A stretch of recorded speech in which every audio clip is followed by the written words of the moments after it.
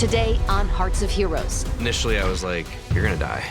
a hiker is attacked by an enormous grizzly bear. She had picked me up from my right leg, and I was like dangling in the air out of her mouth. My initial response was, ooh, she just cracked her head open. Alone and severely injured, all he could do was wait and hope that someone would find him. I believe his exact words were, I was attacked by a grizzly bear. Realistically, I thought that was the last time I was gonna talk to my wife. Strength, dedication, and commitment are the cornerstones of what truly defines a hero.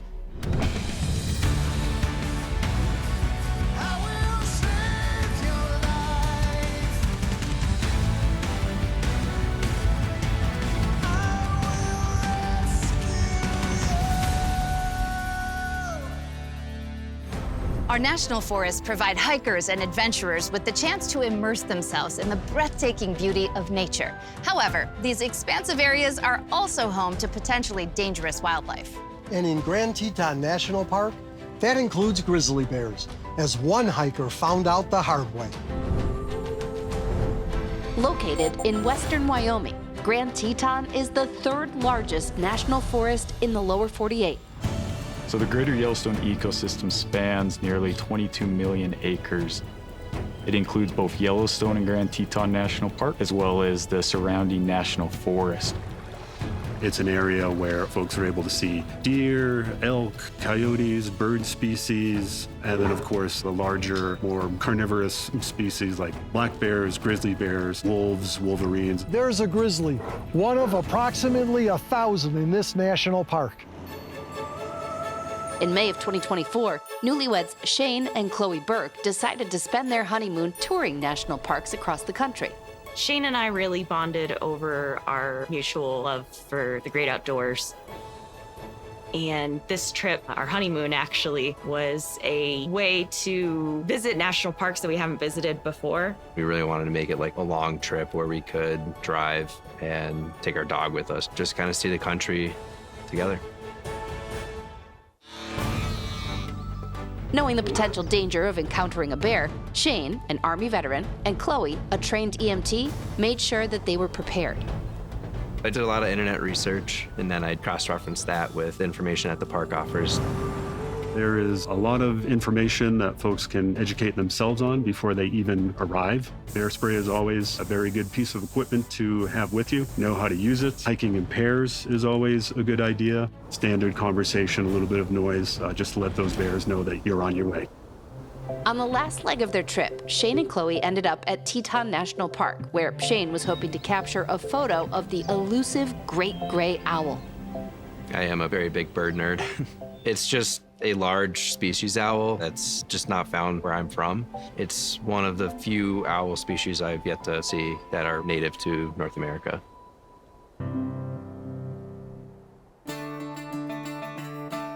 In the late afternoon, Shane, Chloe, and their dog Cadence set out on a short hike in hopes of snapping a shot of the owl.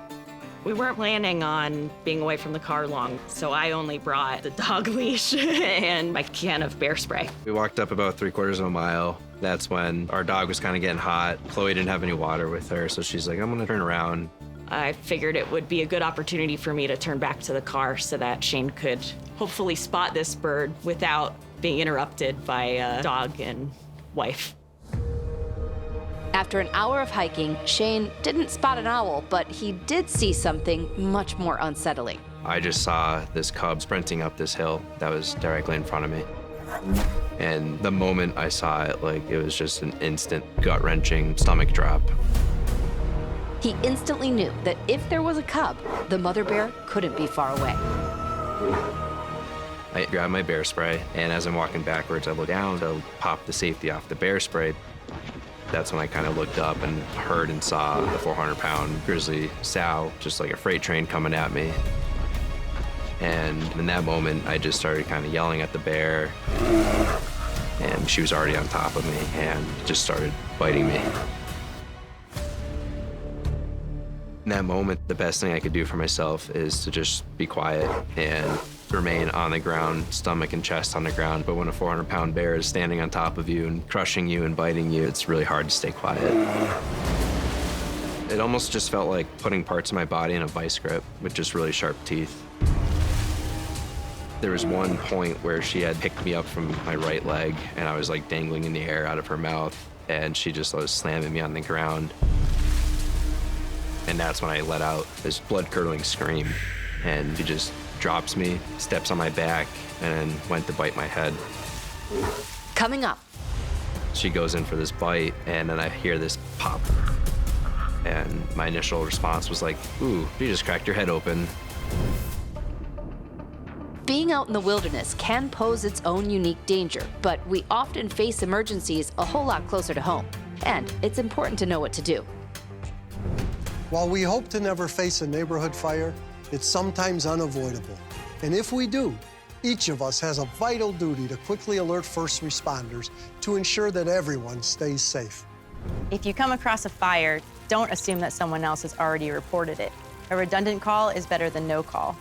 Additionally, you may be able to provide the dispatcher with extra information that could make a crucial difference. Remember, when it comes to fires, your timely tip-off can make all the difference. If you see a blaze, dial right away and don't delay.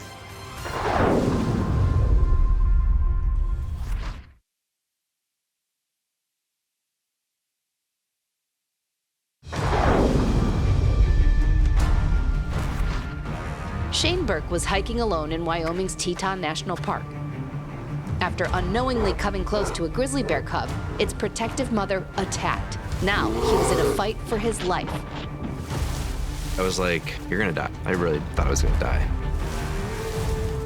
I just thought about my family, and I didn't want to put them through that. I knew I had to stay in the fight as much as possible. I just tried to keep her from flipping me over and exposing any soft organs. And so when I felt how close she was and like felt her breath literally like the back of my ears, and thankfully I had my hands and arms behind my neck.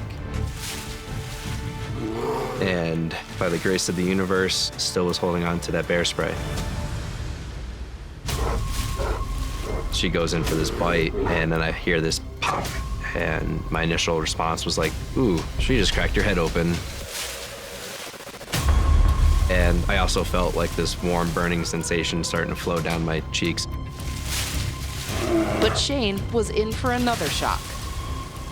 Unbeknownst to me, that was the bear spray that popped and leaked its content all over me, but also in the bear's mouth. The bear bit into the can and obviously into her mouth, which is what disengaged the attack. She just ran, and I just heard her like huffing and puffing, and really just like the thump, thump, thump of her paws on the ground. The attack took place roughly a mile from the parking lot. A badly injured Shane had the foresight to run close to another 150 yards in the opposite direction, just to create distance between he and the angry bear. But he was now further from the road and deeper in the woods. It was pure adrenaline. I saw her run in one direction, and I just had the pure instinct to run in the opposite direction, which unfortunately was further away from rescue. But fortunately, it put me in a position where I gained cell service, and I could make that phone call to Chloe. And realistically, I thought that was the last time I was going to talk to my wife. When I saw my phone ringing, I thought he was just calling me to let me know that he's been delayed. When I picked up the phone, I believe his exact words were, I was attacked by a grizzly bear. Shane's typically a very reserved person, and to hear the fear in his voice, it was really hard to hear him be that scared. It really struck a chord in me to not be able to go to him in the moment. Nonetheless, Chloe's EMT training kicked in. My mind went to, where's your first aid kit? Unfortunately, because this was such a short excursion from the car, he hadn't brought one that day. So I said, use what's on you, you can do this, and basically that he needs to keep himself alive until help can get to him, and that he needs to stop bleeding. It was terrifying hanging up the phone with him. I just had to completely put my faith in the fact that he's gonna be found, they're gonna take care of him, they're gonna get him out of there, and it was really scary. I hung up with her, she called 911. I found a safe place, and then I started just cutting straps off of my equipment to make improvised tourniquets. Meanwhile, Chloe's 911 call was dispatched to park rangers, who set out on foot. But they didn't know exactly where Shane was, and his GPS wasn't transmitting. So they sent a helicopter up to look for Shane. After almost 2 hours of searching, rescuers still hadn't found Shane. Then, suddenly, his luck changed. I was on the phone with the operator. I saw the helicopter very, very far away, and I told the operator, I was like, tell the helicopter to stop. Coming up, Rangers fight to save Shane's life. They had to stop me from bleeding, and that was incredibly painful. But first, here are a few ways that you can support and assist the heroic first responders on the front lines. Disasters can strike anytime, anywhere. Recovering and rebuilding a community requires more than just first responders. It takes the collective resilience of everyone to truly bounce back and rebuild. In disaster-stricken areas, we frequently depend on the support of volunteers to lend a helping hand. Consider stepping up by volunteering with a local disaster relief program to assist those in need. Visit online resources or check with your local city hall or fire department to discover volunteer opportunities and find out how you can make a meaningful impact. Whether you're lending a hand in recovery efforts, sorting supplies at a food bank, or helping out at a storm shelter, your volunteer hours can truly transform lives. Dive in and discover the power of your support. It's more impactful than you might ever imagine.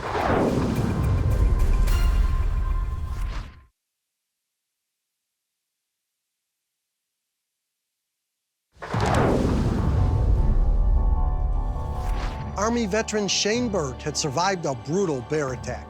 He was lucky to have survived. But now, Rangers would have to get him down the mountain. He needed urgent medical attention for his life-threatening injuries. While waiting for Rangers to arrive, Shane spotted the rescue helicopter.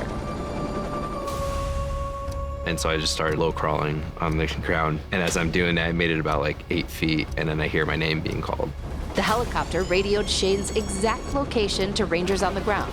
Once we were able to pinpoint his location, we were able to get to him fairly quickly and then start up with medical treatment from there. They just started packing all my wounds with gauze. They had to stop me from bleeding, and that was incredibly painful. They're basically putting 5 feet of gauze into little parts of my body just to absorb that blood and make sure that stops the bleeding. Shane's injuries were severe, and he had lost a lot of blood. But he and Chloe's initial medical triage had possibly saved his life. They did tell me that my improvised tourniquets actually were pretty good. I was really thrilled to hear that because in the military, it's something we practice. As they tended to his wounds, Ranger and EMT Lexi Hunsaker arrived. It was great to roll up and know that Shane was getting the best care possible. It's also impressive that it wasn't worse. Where he got bit, there are some essential arteries, and somehow none of those got bit. He's very lucky in that regard.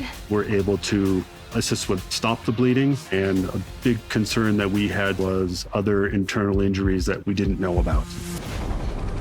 Getting Shane down to safety would be no easy task, but neither he nor the Rangers were ready to give up. They knew they had to figure out a way to get him out of the woods and to a hospital as quickly as possible. It utilized a helicopter with a rescuer who is attached to the bottom of the helicopter via a rope in order to extract Shane from the heavy timber, tall trees where he was located to an area where we had an ambulance waiting. Once in the ambulance, Shane's wife, Chloe, rushed to his side. I just kind of looked at her and I was like, please don't cry. I'm okay. We're gonna be okay. I remember seeing his eyes and how vivid they looked and just thinking to myself, like, how much I'd missed just being able to look into his eyes. There was just a tremendous relief of thinking like, okay, we're gonna make it. At the hospital, the couple discovered the full extent of Shane's injuries. She bit me on the shoulder, which was like the takedown where she tackled me. She bit me up through my lat and down through my trap. She broke my shoulder. She bit up and down both my legs a number of times, picking me up, throwing me. And then with the final bite that was most likely meant for my spine or my back of my head, my hands took that trauma, and so she lacerated my right hand pretty bad. After 3 days in the hospital, Shane was released. Shane is such a resilient person, and to see how quickly he's been making strides in recovery has set a good example for me in trying to feel some sense of normalcy. Coming up, expert advice on how to survive a bear encounter. The worst thing you can do around bears is run. That triggers a behavioral response in that animal. And a heartfelt exchange of gratitude between park rangers and these courageous survivors.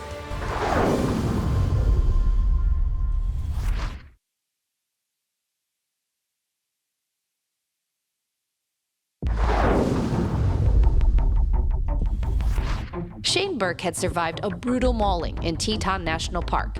Still, bear attacks are extremely unlikely. This is the first mauling in Grand Teton since 2011, so very rare occurrences here in the park. Understanding these creatures' behaviors in the wild can keep us safe from any potential danger. It's actually quite common that people and visitors see bears. Most of those interactions are relatively benign. Nothing happens. The bear may run off or the bear continues eating natural foods. Bears biologically practice avoidance, whether it's with other bears or whether it's with people. They don't like to be super close. Bears just want to go be bears. Still, they are wild animals and can exhibit aggressive behavior in certain circumstances.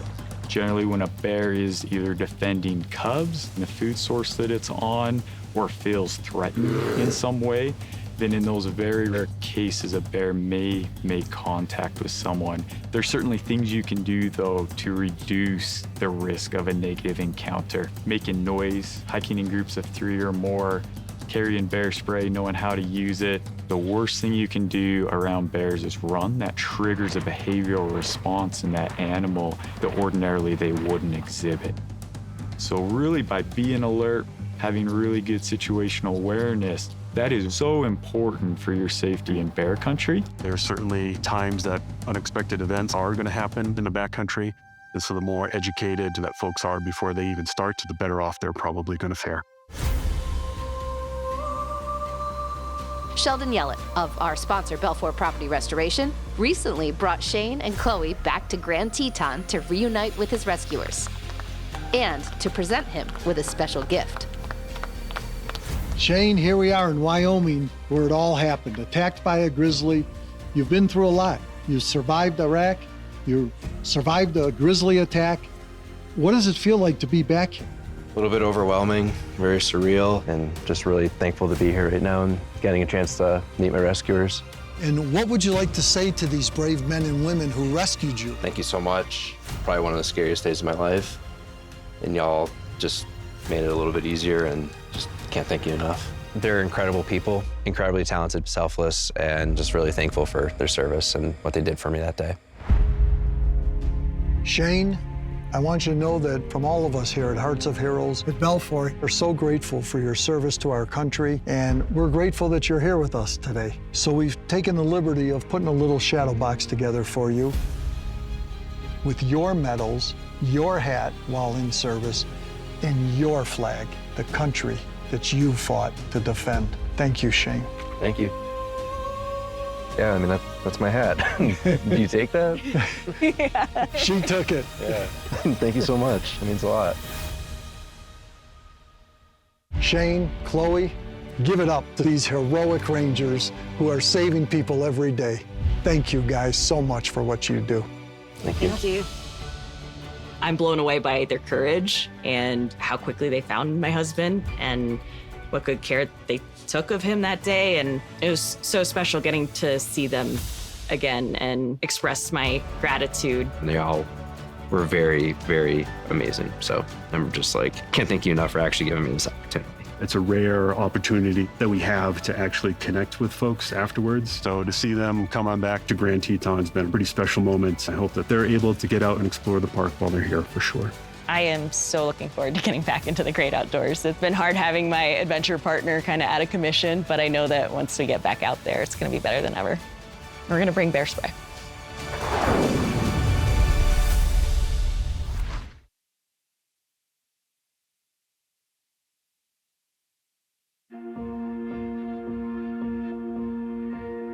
Being in nature can be a wondrous and exhilarating experience, but it's crucial to stay aware of both obvious and hidden dangers. Do your research, understand your surroundings, and always be prepared for any potential emergencies. We truly appreciate you watching, and we'll see you next time on Hearts of Heroes.